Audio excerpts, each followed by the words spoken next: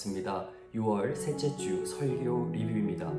지난 시간에는 양의 문이신 예수님의 말씀이라는 제목으로 함께 은혜를 나누었죠. 양의 문이라고 한다면 기본적으로 양이 우리로 들어가기 위해 어떠한 문을 거쳐가야 하는데 그 문이 곧 예수님이라는 말씀입니다.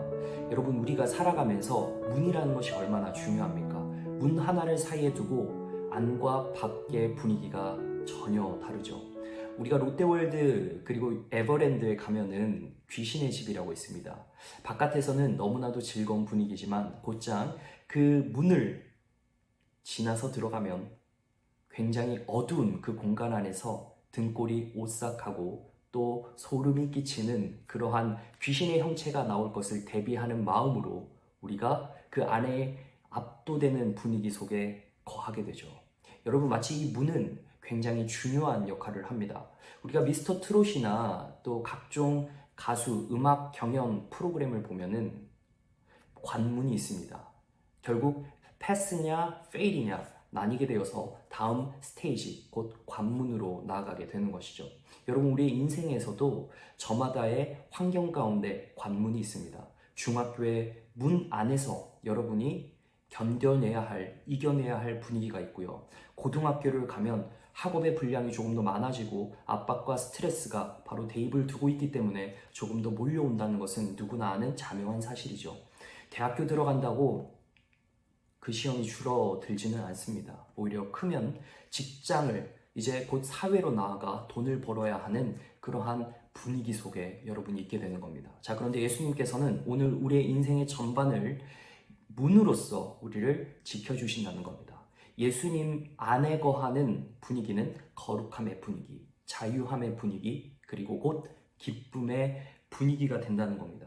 그 예수님께서 우리들에게 꼴을 얻게 하신다고 합니다. 자, 여기서 이 꼴은 바로 초원이라는 것을 의미하죠. 양이 먹을 수 있는 식물, 새싹, 활엽초본 등 각종 음식물이 질비한 초원, 곧 먹자골목에 먹방을 제공하시는데 우리 영혼이 먹어야 되는 음식이 있습니다. 우리 신체가 에너지를 소비하기 위해서 먹는 음식이 매일 주어져 있듯이 우리 영혼이 반응할 수 있는 심령의 영적 양식을 예수님께서 우리에게 주신다는 겁니다. 자, 그것을 먹어야지만 우리가 거룩함과 행복, 그리고 기쁨과 자유를 누릴 수 있다는 사실입니다. 자, 예수님께서는 양의 문으로 또 어떤 말씀을 하셨나요? 그분께서는 빛이시기도 하고 문이시기도 하지만 우리를 인도하시는 선한 목자라고 하십니다.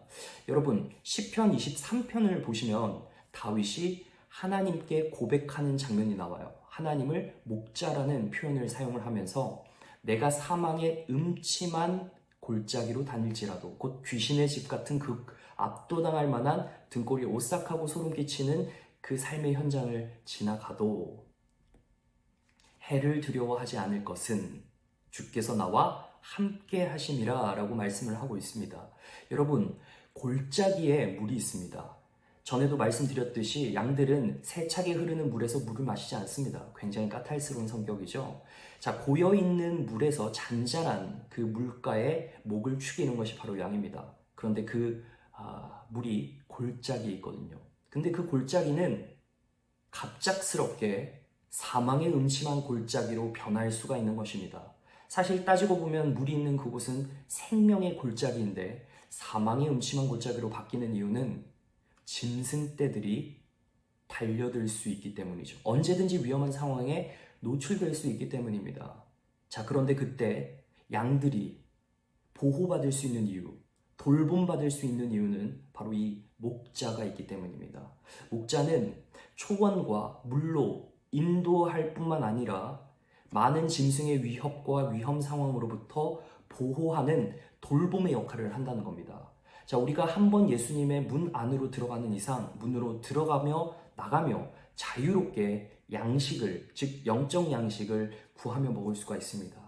우리에게 주신 하나님의 구원은 말 그대로 기쁨인데 우리가 이 인생 전반을 살아갈 때 세상 사람들과 같이 별반 다를 바 없는 똑같은 시험과 어려움과 그 환난의 순간들이 분명히 찾아옵니다. 그때 우리는 하나님을 바라보며 기도했는데 기도하지 기도한 그 내용을 들어주시지 않는다는 이유로 굉장히 시험에 빠지고는 합니다. 자, 그럴 때마다 주님께서 우리에게 말씀으로 위로해 주시고 또 풀리지 않을 것 같은 그 일들이 하나님의 방식대로 풀리는 경우를 우리가 직접 경험해 볼 때가 분명히 있습니다. 왜냐하면 예수님께서 돌보시기 때문에. 여러분, 우리가 우리 안에서 들어가고 나가며 하는 이 인생은 단순히 말씀을 듣고 기도하고 교회 내에서만 이루어지는 예배의 현장이 아닙니다. 우리는 그 말씀을 듣고 기도한 내용을 삶 가운데서 살아내야 하는 양입니다. 그렇기 때문에 이 양으로서 하나님의 말씀 가진 자를 도적이 찾아와서 그 마음속에 심겨진 말씀을 어떻게 해서든지 빼앗아 가려고 합니다. 짐승이 와서 우리를 집어 삼키려고 합니다. 늘 이러한 도전이 있기 때문에 예수님께서는 양의 문으로만 있으시는 게 아니라 직접 행동하시고 우리 곁에 붙어서 집중 마크 해주시는 선한 목자가 되신다는 그 사실을 여러분이 꼭 기억하시길 바랍니다. 자, 그러면 그 예수님께서 우리와 함께 동행하시는 모양은 어떠한 모습으로 드러납니까? 바로 말씀이죠. 여러분, 그래서 우리가 초원 가운데, 즉 말씀이 있는 이 교회를 떠나면 안 되고 이 교회에서 주어지는 영적 양식으로 여러분이 이제 일상을 살아내시면서 여러분 스스로 자발적으로 능동적으로 이 말씀과 함께 살아가고 하나님과 대화하는 기도를 여러분이 꼭 갖추셔야 합니다. 왜냐하면 여러분은 어린아이가 아니에요. 지금 중학생으로서 5살짜리 행동과 언어를 쓴다면 어떨까요? 여러분이 고등학생이 됐는데 여전히 초등학교 수준에 머물러 있으면 어떨까요? 마찬가지입니다. 영적인 상태도 우리가 말씀이 주어지는 이 교회에서 그 말씀을 풍성히 받고 그 말씀을 지키고 또 그 말씀대로 살아가고자 몸부림쳐야 되는 주체는 바로 여러분입니다. 목사님이, 선생님들이 여러분과 함께 삶 가운데서 계속해서 옆에 붙어 다니면서 이야기해 줄 수 있는 것이 아니라는 사실입니다. 여러분, 이제 이 양의 무리는 목자의 음성을 듣고 그 음성에 따라서 안전하게 보호받는데요. 중요한 사실이 있어요. 무엇이냐면 우리가 때로는 양의 무리에서 이탈할 때도 있다는 겁니다. 여러분, 우리가 늘 예수님의 말씀대로 살아가지 못합니다. 그리고 앞으로 어떤 일이 일어날지 모르기 때문에 여러분 삶 속에서 정말 힘든 일 찾아왔을 때 내가 말씀을 잊고 말씀에서 떠나는 삶을 살 수 있는 가능성도 없지는 않아요. 그렇게 되지 않기를 기도하겠습니다만 우리가 믿음에서 멀어지고 떨어지며 시험받을 때가 분명히 찾아옵니다. 원수 마귀는 우리를 너무나도 잘 알고 우리들의 약점을 꿰뚫고 있기 때문에 그 부분을 늘 흔들어서 하나님의 말씀에서 멀어지게 합니다. 초원을 떠나게 만들어요. 선한 목자의 음성을 듣지 못하게 합니다. 그래서 거짓 목자로 찾아와서 선한 목자인 척하고 여러분을 세상으로 빼돌리고 여러분의 눈을 세상에 고정하게 만든다는 사실입니다. 그런데 예수님께서는 끝까지 그 잃어버린 한 양을 찾아서 나서시는 분이라는 겁니다. 예를 들어 이런 거죠. 너 내 말 듣지 않고 떠났어? 그래, 쌤통이다. 어디 한번 당해봐. 세상이 얼마나 힘든데 하고 유기하지 않으신다는 겁니다.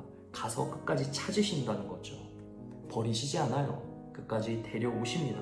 그래서 끝내 내 음성을 듣고 한 무리가 되도록 해주신다는 겁니다. 여러분, 교회 공동체는 한 사람만 있는 것이 아니라 여러 사람이 한 몸을 이루는 공동체예요. 예수님이 우리의 머리가 되시고 우리는 그분의 손과 발이 되는 지체로 여러 사람들이 모여 한 무리가 되는 공동체라는 거죠. 한 무리를 분명히 이루신다는 겁니다.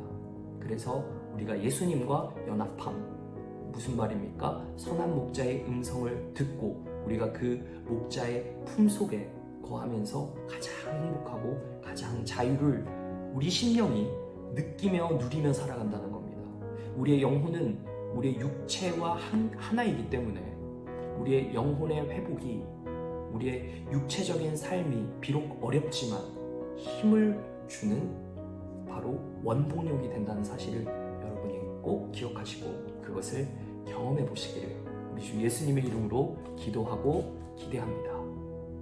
다음 주에 뵙도록 하겠습니다. 여러분 삶 속에서 승리하십시오.